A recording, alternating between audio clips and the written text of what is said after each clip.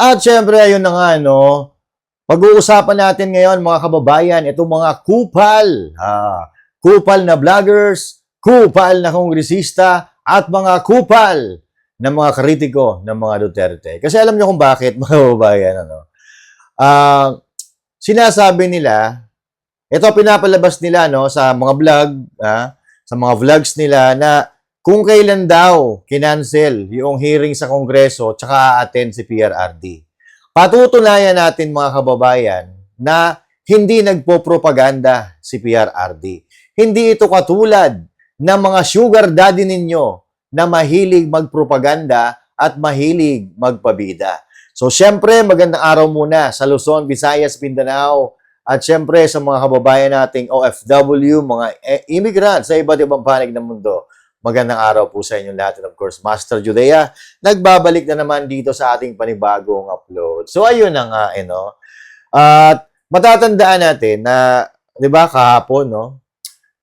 Kahapon, kinancel po, yung hearing dyan sa Kongreso dahil nalaman nila na attend si PRRD. Now, masasabi natin na hindi nagpupropaganda si PRRD at a-attend talaga siya bukas, mga kababayan, sa Tuwadcom hearing. So, kailan ba kinancel yung hearing? Kailan nila in-announce? Kanina lang, Tuesday morning, 'di ba? Tuesday morning or kagabi, sabihin na natin kagabi, in-announce nila na cancel daw yung hearing. Kagabi ay November 11. Alam niyo kung bakit kinancel nila? Si PRRD po, mga kababayan, last minute, kumuha po siya ng ticket papunta ng Maynila dahil may natanggap daw siya na letter or imbitasyon galing dyan sa Tuwadcom. Ito nga ang problema natin, no? Lalong-lalo na yung mga vloggers na ang pangit na nga ng itsura, tapos ang pangit pa ng vlogging. Katulad ng matandang taga Bicol na kababayan ko, na si, ano ba pangalan nun?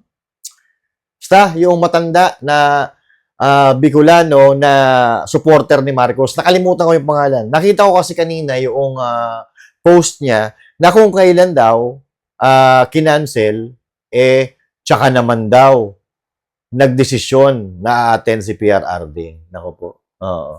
Mahilig talaga magpropaganda itong mga kababayan. Kailan ba sila nagsabi na hindi matutuloy ang hearing? Tuesday morning or sabihin na natin Monday night, no? Monday, mga kababayan, is November 11. At sinasabi nila, sinungaling daw si PRRD, nagtatapang-tapangan, anak ng tokwa. Kailangan pa ba patunayan ni PRRD yung tapang niya? 'Di ba? Hindi nga siya natakot doon sa mga oligarko. Sa inyo pa kaya na nagsasabing natatakot si PRRD sa inyo? Huwag naman, ganun. So ito, mga kababayan, linggo ng gabi, Agis ng Nobyembre. Ayan sa screen, lalagay natin dyan. Si PRRD, mga kababayan, ay nag-book ng ticket last minute. Ayan nakikita. Nakikita naman natin dyan. 11:05 Sunday, November 10. That is the time na sinend noong Tuwadcom, yung invitasyon nila kay PRRD. Hindi ho ba? Ayan, sa screen. November 10, sinend kay PRRD. And on the same day, si PRRD nagdesisyon na pumunta sa Manila para umattend ng hearing. Ayan premium economy. Alam nyo, nakakalungkot, Ako, naaawa ako kay PRRD. Kasi si PRRD, kung hindi man pinakamagaling na presidente, na naging presidente ng Pilipinas, he is one of the greatest. Dapat, alam nyo, si PRRD, dapat ang binibigyan ng pagkilala, dapat si PRRD ang nakakaranas ngayon ng masarap na pamumuhay dahil may naiambag siya napakaganda ng naiambag niya sa bansang Pilipinas. Pero, mas pinili niya na maging ordinaryong tao dahil hindi siya yung showy person na nagpi-flex ng mga kung ano-anong kotse, magagarang bahay, mga mamahaling relo, mamahaling sasakyan, at kung ano-ano pa ng mga luxury katulad ng mga nakikita natin sa mga congressman. Yan ang sinasabi natin. Si PRRD, mga kababayan, nung panahon niya, napakarami ng naiambag niya ng mga proyekto, infrastructure, at kung ano-ano pa na napakinabangan ng sambayan ng Pilipino. Hindi ba nararapat lamang na dapat si PRRD ang binibigyan natin ng kagaanan ng buhay? Dahil siya ang may nagawa sa Pilipinas, kung ikukumpara natin dito sa mga hinayupak ng mga kongresista, hindi naman lahat, na makikita mo, aba, naka-bulletproof na na sasakyan. 'Di ba? May mga mamahaling relo, ang gagara ng bahay, 10-10 ang mga sasakyan. At may mga private resort pa, may mga business pa, may mga quarry pa na business. Yan ang problema sa atin. Hindi ko nga maintindihan kung saan nila kinukuha yung pera nila eh. 'Di ba? Kasi magkano ang sweldo ng congressman, mga kababayan? Huwag niyong sabihin mas malaki ang sahod ng congressman kaysa sa presidente. Maghunos dili kayo, mga kababayan. 'Di ba? Yung mga sugar daddy nyo ng mga congressman, ng mga matatakaw sa pera, aba, hindi mo yan mapapasakay sa economy class na eroplano. Kung hindi yan sasakay sa sarili nilang helicopter o chopper, may mga jet yan, mga kababayan. May alam nga tayo dyan na kakabili lang daw ng ng eroplano. Oo. 'Di ba? Alam niyo kung bakit? Si PRRD kasi sanay sa payak na pamumuhay. Oo. Hindi nangatkong, hindi nangurakot sa pondo ng gobyerno. 'Di ba? Samantalang itong iba, aba, nag-uumapaw na ang bulsa at mga bank account nila sa sobrang dami ng kanilang mga salapi. At hindi natin maintindihan kung bakit sila yumaman ng ganun. Hindi ho ba? Oh. So ulit-ulitin natin, nakakaawa si PRRD. Inimbitahan. Ha? Kumuha ng flight last minute, economy class. Economy class. Ayan nakasulat dyan Rodrigo. Duterte Rodrigo, Mr. Reservation code. Oh. Ayan yung flight details niya. 'Di ba? Oh. Si PRRD kasi, kaya ang afford niya lang, yung economy class kasi wala siyang mining company. Oo. Wala siyang 60-40. 'Di ba? Wala siyang bayad. Oo. Hindi katulad, di umano kada hearing may bayad dyan. Hindi natin alam kung totoo yun. Pero, sa dalas nila mag-hearing, mukhang mayroon na. Oo. Mukha lang. Oo. Pero hindi natin sinasabi. Ito, si PRRD ay 80 years old, no? 80 years old. Iimbitahan nyo. Tapos, nang nalaman nyo na si PRRD, papunta dito, linggo ng gabi, Martes ng gabi, nalaman nyo siguro na si PRRD nandito na sa Maynila Kinancel nyo yung hearing. Bakit? Ang balita ko nagkagulo daw kayo Oo. Nagkagulo daw kayo dahil may mabubuking. Ang tanong, ano yung mabubuking? 'Di ba? So, ito problema sa atin. Kaya hindi umunlad-unlad ang bansa natin kasi baliktad ang pag-uutak natin. Tingnan mo, yung mga walang ginagawa sa gobyerno, yun pa ang mga mayayaman. Samantalang ang binibigyan natin ng honor, ang binibigyan natin ng pagpapahalaga, o binibigyan natin ng kaginhawaan sa buhay ay yung sanang nakatulong, nagbigay ng malaking impact sa bansang Pilipinas. At nung panahon ni Pangulong Duterte, hindi lang tayo sikat sa Pilipinas, kundi maging sa iba't ibang panig ng mundo. Gusto pang hiramin ng presidente natin Gusto pang hiramin si PRRD ng mga taga-ibang bansa para maging presidente nila, para labanan ng droga doon sa kanilang bansa. And yet, ngayon, si PRRD, mga Duterte, gusto niyong pabagsakin As if naman kaya nyo silang babagsakin. Ha? At bukas, si PRRD pupunta dyan sa Congress. Whether you like it or not, haharap sa inyo si PRRD para isampal sa pagmumuha ninyo yung mga sinasabi nyo mga kasinungalingan. Yan ang problema sa atin eh. Ngayon, si Dan Fernandez, bigyan nyo na ng Biblia yan. Oo.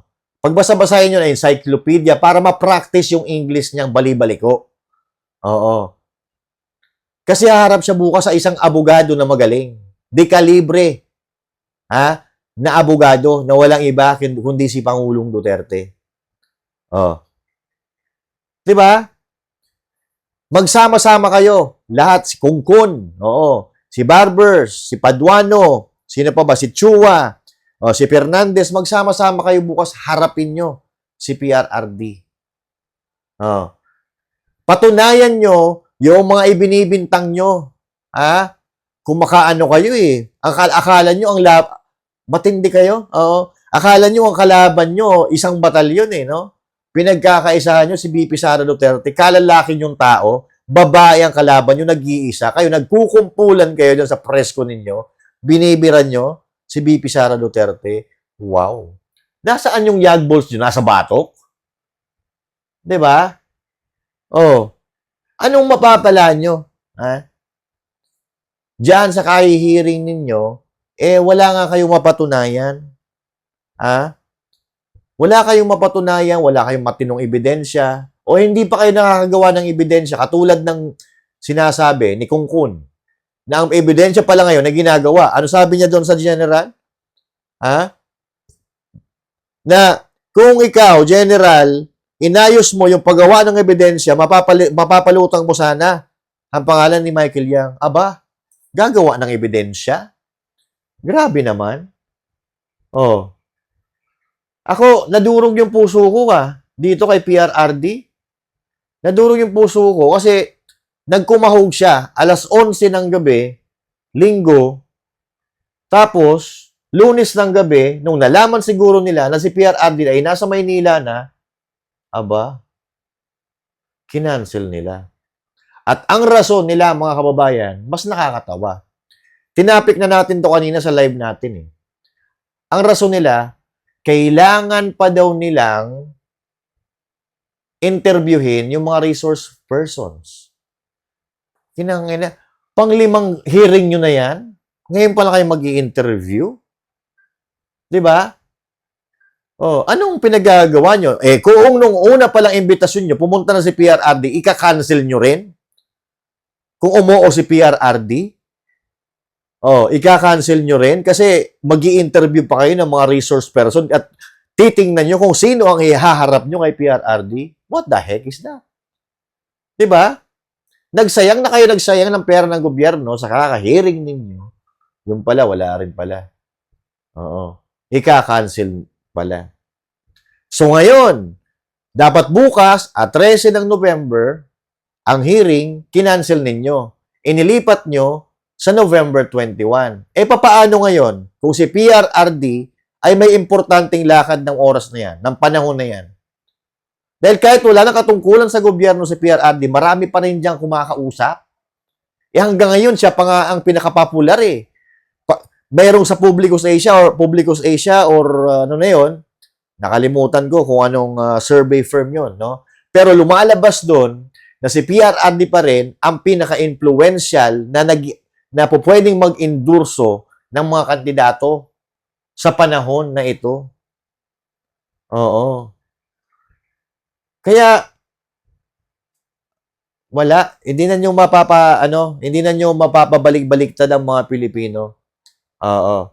So sasabihin nyo si PRRD, pag sasabihan nyo na naman si PRRD, pag hindi naka-attend si PRRD sa November 21, sasabihin nyo naman duwag si PRRD sa inyo.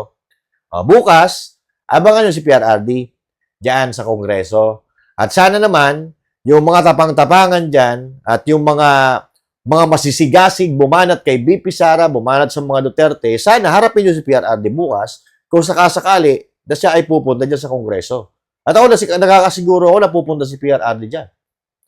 Oo. Di ba? tingnan nyo, yung mga post ninyo sa social media, binubulabog kayo ng tao. Oo. Kasi hindi makatarungan ang pinaggagawa ninyo at hindi nagtutugma-tugma yung mga sinasabi nyo. Yung mga statement ninyo, katulad na lang kanina. Ha?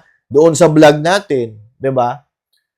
Sa live natin kanina, nahuling-huli yung mga kasinungalingan ni Dan Fernandez tsaka ni Barbers. Sabi ni Barbers at ni Dan Fernandez, last week pa nila napagkasunduan, na i-cancel yung hearing. Anak ng toko. Last week ano yon? 7, 8, 9? 10 kayo nag-send ng invitation kay PRRD. Sino ba niloko nyo? 10 kayo nag-send kay PRRD, si PRRD lumuwas ng Maynila nung the same day na inimbitahan nyo siya, then kinaumagahan, kinancel ninyo. Di ba? Yan mga kababayan, ang tunay na propaganda. Yan ang propaganda. Kasi alam niyo kung bakit? Etong hearing, ginagawa nila media mileage. Ginagawa ang media mileage para magpasikat, para pag-usapan sila ng mga tao. Kasi sa kanila, wala silang pakialam. Di ba? It's either good or bad, still a publicity yan. Good or bad, publicity, still a publicity. Kung baka pinag-uusapan ng kanilang pangalan. Kahit nabubwisit sa kanila ang mga tao, basta sa kanila, basta pinag-uusapan sila. Kasi yung mga yan, tatakbo yan eh. Sigurado ako. Yan sa Quadcom na yan, mga re-electionista yan, tatakbo yan sa midterm election. Kasi kaya ngayon, pinapaingay nila yung pangalan nila at ginagamit nila ngayon yung sikat na pangalan na walang iba kundi mga Duterte. That's how dirty they are. Ganyan sila kadumi maglaro, mga kababayan.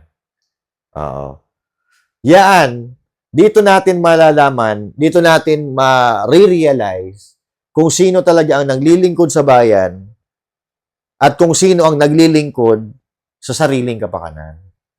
Diba? Si PRRD, no? Si PRRD, matanda na yan eh. Kung gusto niya magpayaman eh, magnakaw siya na magnakaw kasi sabi nga niya eh, malapit na siya na mawala dito sa mundo. Diba? Kung si PRRD corrupt na politician, baka lahat ng mga kadikit sa kanya, baka puro mayayaman na. Baka lahat ng mga kadikit niya, lahat milyonaryo na katulad ng sinasabi nila. 'Di ba? Pero dahil si PRRD ay tapat sa bayan, hindi niya ginawa 'yon. Alam niyo naman kung anong ginawa niya. Ano dumaan sa atin? Mga bagyo na malalakas pa sa bagyo na dinadanas natin ngayon. Yung siege sa yung sa Maute, diyan 'di ba? Sa ano ba 'yon? Doon sa Mindanao, nakalimutan ko yung pangalan. Yung sa Maute, yung sila Marwan, 'di ba? Ang dami natin pinagdaanan dilubyo, gera sa Pilipinas, pandemic. Nakasurvive tayo dahil matino yung nanunungkulan. Alam ni PRRD kung ano gagawin niya. Itong mga nakaupo ngayon, nagtatanong kung anong gagawin. Bagyo pa lang yan. Paano pa kaya pag ginera na tayo? 'Di ba? Yung bagyo, 'di ba? Ano sabi ng presidente? Anong gagawin natin? Napakamot pa. 'Di ba? Napakamot pa sa ulo. Kaya, hindi talaga natin maiwasan, mga kababayan, na maikumpara natin si PRRD sa mga nagdaan maging sa kasulukuyan. Kasi ibang-iba talaga eh. Si PRRD nag-deliver nung siya ay nanunungkulan. No? Pero itong iba, hindi ko alam kung sino pinagsisilbihan nila eh. 'Di ba? Kung taong bayan ba talaga ang pinagsisilbihan nila or sila lang. 'Di ba? So yan ang problema sa atin dito sa Pilipinas, mga kapatid. Kaya sana, no, kung nagkataon lang na pwede pang tumakbo si PRRD bilang presidente, ilalampaso niya kahit sino lumaban sa kanya. Oo. Kasi biruin nyo kung matatandaan natin mga kababayan, si PRRD, bago bumaba sa kanyang pwesto, napakataas pa rin ang kanyang ratings. Di ba? He is the only president na nagkaroon ng ratings na 95 sa history ng politika sa Pilipinas o sa history ng politika sa buong mundo. PRRD lang ang sakalam. 'Di ba? Kaya nga dapat ngayon 'di ba? Si PRRD dapat ang binibigyan natin ng honor. Kung yung mga bayani natin dati, na nakipaglaban para sa kasarinlan, para sa kapayapaan ng Pilipinas, mas matindi pa yung ginawa ni PRRD. Oo. Kasi hindi niya lang nilabanan ang problema sa Pilipinas, nilabanan din niya yung mga hinayupak na kritiko na hindi natin alam kung saan talaga yung loyalty. Kung sa bayan pa talaga or sa mga amo nila. 'Di ba? Yun ang ginawa ni PRRD sa ating bansa, mga kababayan. Sana hindi natin nakakalimutan 'yan. Hindi naman utang na loob natin kay PRRD 'yon pero trabaho niya kasi 'yun. Trabaho ni PRRD yung ginawa niya. Kaya si PRRD, hindi niya pwedeng sabihin yon na dapat ganito, ganyan, marami akong nagawa, ganyan, ganyan, ganyan. Hindi niya dapat gawin yon. Dapat tayo na nakakikita noon, tayo ang nagbubuhat kay PRRD para ipaintindi sa ating mga kababayan kung paano talaga pamumulitika, kung sino ang may political will, at kung sino ang talagang totoong nagmahal sa bayan. So now, mga kababayan, kung available po kayo bukas, alas 10 ng umaga, si PRRD pupunta dyan sa Batasang Pambansa, dyan sa Kongreso. Oo. Baka available kayo, suportahan po natin si PRRD. Ano pa yung mga dito? Diba? Sabi dito sa comment, si PRRD, naka-economy class lang. Samantalang yung mga aso ni Martin, paayu-ayuda lang sila, nakasakay sa jet at sa mga chopper, hindi naman nila sariling pera. 'Di ba? Ipasok sa utak ni Dan Fernandez ang Google. Tama. Hindi, ChatGPT na lang ipasok nyo sa utak niyan. Sabi dito ni Aimeline, very humble and down to earth, the best president of the Philippines, PRRD. We love you, Tatay. Our Tatay Digong deserve more, but he chose to stay simple, humble, because that is who he is, and so that many will follow. Dahil wala namang namamatay sa simpleng pamumuhay as long as makakaon o mag-provide ang kinahanglan sa life fights na kaayo. Tatay D, love kaayo kanamo. Salamat sa imong malasakit og love sa tanan og Pilipinas. 'Di ba? Dito mo makikita. So ito pa, sabi ni RB Manipon, ang dami kasing dapat pagtuunan ng pansin na problema sa bansa. Bakit ang mag-amang Duterte ang pinagdidiskita ng mga honorables kuno? Alam na natin ang sagot dyan. Kasi yung mga Duterte, ang pinakamalaking tinik sa kanilang mga lalamunan at pinakamalaking tinik sa kanilang mga dadaanan. PRRD, BP Sara Duterte sa kalam. Pag nilabanan nila si PRRD o pag nilabanan nila si BP Sara Duterte, tigpay silang lahat.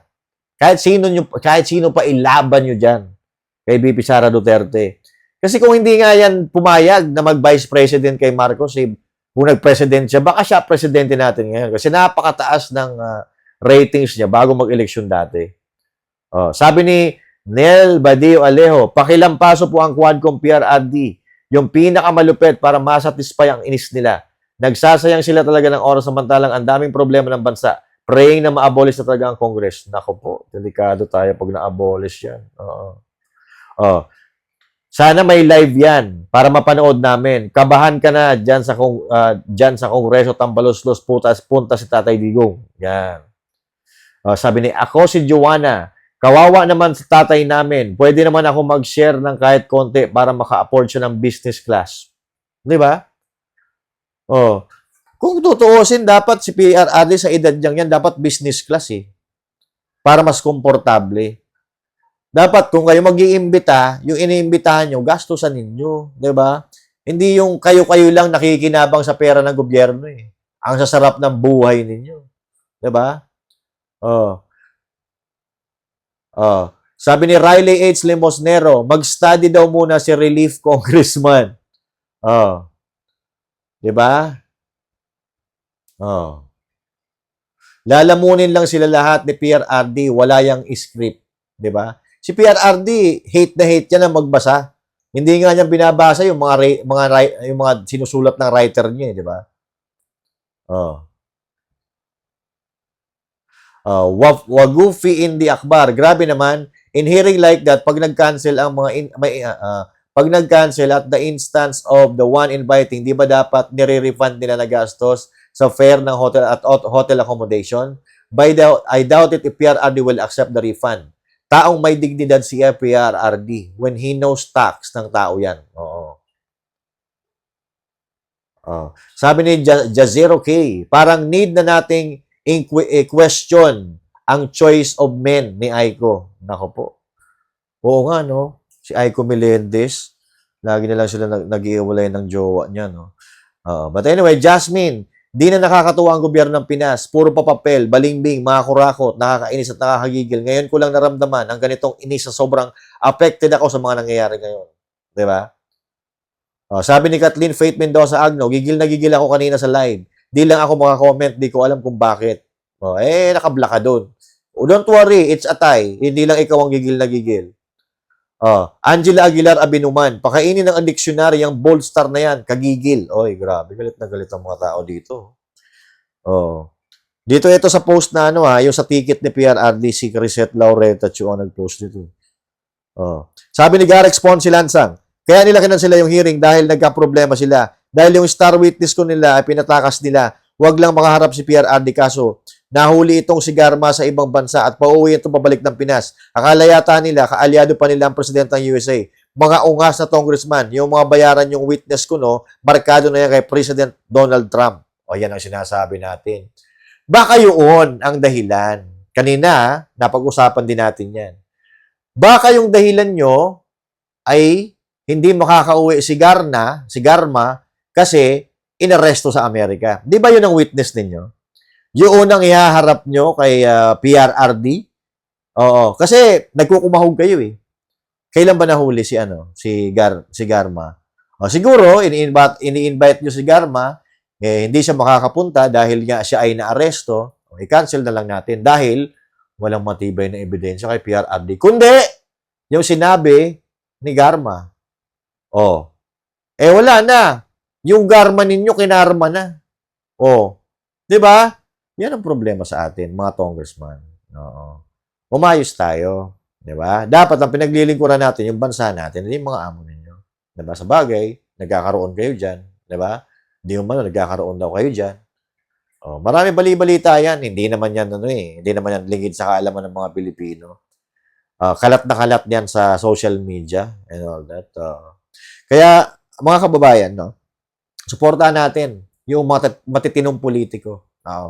Suportahan po natin yung tunay na may malasakit sa sambayan ng Pilipino. Anong sinasabi ng mga Duterte? Bahala na ang Diyos lagi. Si BP Sara Duterte. Although si PRRD, pasmado talaga bibig niyan. Mahilig magmura yan. Pero sa tuwing siya ay nagsasalita, hindi niya nakakalimutan ng Diyos. Diba?